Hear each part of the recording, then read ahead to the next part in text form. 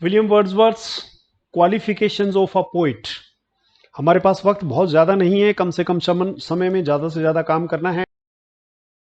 Wordsworth asserts that poetry is powerful emotional experience rooted in truth, and he asserts that poets must possess special qualifications that elevate him above ordinary people. Wordsworth कहता है कि poetry powerful emotional experience है जो कि सच्चाई में rooted होता है। तो पोइट की क्वालिफिकेशन ऐसी होनी चाहिए जो पोइट को आम आदमी से ऊपर उठाए। According to him poet is a man it is true endowed with more lively sensibility. Poet के अंदर आम आदमी से ज्यादा लाइवली सेंसिबिलिटी होती है, मोर एंथुजियाज्म होता है, मोर टेंडरनेस होती है। वो नाजुक ज्यादा होता है तभी छोटी सी चीज को फील करता है और वो फीलिंग उसकी पोइट्री में आती है। उसका उत्साह ज्यादा होता है, उसको दुनिया का ह्यूमन नेचर का ग्रेटर नॉलेज होता है, आम आदमी से ज्यादा होता है। मोर कॉम्प्रिहेंसिव सोल होती है पोइट की then are suppose to be common among mankind. आम आदमी में ये गुण नहीं होते हैं। आम आदमी से कैसे डिफरेंट होता है? वो इन सब गुणों से डिफरेंट होता है। Best way to grasp Wordsworth's idea of poet is to see him as morally and emotionally heightened who represents not only feelings of others but communicates those feelings in a purified and reflective manner। वो आम आदमी से ज्यादा sensitive, emotionally heightened, morally uplifted आदमी होता है poet, और उसकी फीलिंग ज्यादा प्यूरिफाइड होती हैं। For Wordsworth, poetry is not merely a writer of verses but a man speaking to men। Poet writer of versus मात्र नहीं होता है, वो एक आदमी होता है जो दूसरे आदमियों से बात कर रहा है। whose purpose is to convey deep and universal human emotions through simple and natural language। उसका मकसद होता है यूनिवर्सल इमोशंस को व्यक्त करना सिंपल और नेचुरल लैंग्वेज में। Wordsworth insists that poetry originates from emotions recollected in tranquility। This idea shows that poet does not simply record emotions as they are felt, but reflects upon them deeply and instills them into meaningful and artistic expressions। Emotions recollected in tranquility, emotions तुरंत नहीं लिखता है वो ये कहना चाहता है कि उन इमोशंस को वो याद रखे, लंबे समय तक अपने दिमाग में रहने दे, अपनी आत्मा में रहने दे, उनको पूरी तरह से सेटल होने दे, उसमें से अननेसेसरी और सुपरफ्लुअस चीजें निकलने दे। ये सब क्वालिफिकेशन पोइट के पास होनी चाहिए।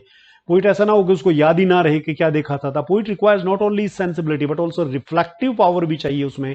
वर्ड्सवर्थ के विजन में ये 4-5 शब्द जो आप 4 स्टेप्स थे थियरी ऑफ पोइट्री में, उन 4 स्टेप से बहुत कुछ इसमें याद रह सकता है। रिकलेक्शन पावर होना चाहिए, रिक्रूडेसेंस की कैपेबिलिटी होनी चाहिए, सेंसिटिविटी होनी चाहिए, अपलिफ्टेड सोल होना चाहिए, ग्रेटर नॉलेज वाला आदमी होना चाहिए, इमोशनल आदमी होना चाहिए, feels more intensely connects with essential human truths of human existence. He must also have imagination which is ability to give shape and form to feelings, turning ordinary experiences into something spiritually uplifting। Poet में imagination होनी चाहिए ताकि वो आम experience को भी uplift करके शानदार एक्सपीरियंस की तरह दिखा सके। In this sense poet's role is transformative. इस प्रकार पोइट का रोल जो होता है वो ट्रांसफॉर्मेटिव होता है। He gives importance to common place though his art helps others to perceive beauty and significance in humble life and nature. हालांकि पोइट में कैपेबिलिटी होती है कि वो आम से आम चीज को भी शानदार बना करके पेश करता है और आम आदमी को उसमें ब्यूटी नजर आती है। जैसे रॉबर्ट फ्रॉस्ट की पोइम जो जिसमें घास काट रहा है वो तो, और घास की दराती की आवाज, ना जाने दुनिया में कितने किसानों से युग युगांतरों से घास काटी होगी, तो वो उन्होंने नहीं फील किया उसको, फ्रोस्ट ने फील किया। क्यों फील किया? क्योंकि वो आम से आम चीज को ब्यूटी प्रदान करने की कैपेबिलिटी रखता है। Wordsworth also emphasizes that poets should aim at universal truth and must be morally sincere। morally sincere होना चाहिए और universal truth बतानी चाहिए पोइट को। The goal is not to dazzle or entertain but to ennoble and awaken the moral consciousness of his reader। Wordsworth का ख्याल है कि वो अपने रीडर्स को morally awaken कर सके। इसके अलावा poet must use language that is close to everyday speech. ये भी मतलब सारी चीजें इस क्वेश्चन में शामिल हो जाएंगी कि एवरीडे स्पीच की भाषा में उसको बात करनी आनी चाहिए, रूरल रस्टिक लाइफ में बात करने की भाषा आनी चाहिए, because it is permanent and connected to nature and humanity. Language कैसी देखिए? बिल्कुल simple. I listened motionless and still as I mounted up the hill, the music in my heart I bore long after it was heard no more. जैसे कि यूं कह रहा हूं, मैं हूं मैं हूं मैं हूं 3 लाइन में, और चौथी में क्या कह रहा है, यूनिवर्सल है, मैं कुछ नहीं हूं। तो ऐसी लैंग्वेज बिल्कुल simple, this again strengthens the poet's role as a communicator of truth rather than artificial artist who pleases the elite. ये इनडायरेक्टली टारगेट है नियो क्लासिकल ड्राइडन और पोप पर, के इलाइट ग्रुप को ही डिलाइट करते थे। वर्ड्सवर्थ ऐसा कम्युनिकेटर है जो आम आदमी को डिलाइट करता है। कंक्लूजन में हम कह सकते हैं कि पोइट रिवोल्यूशनरी होता है।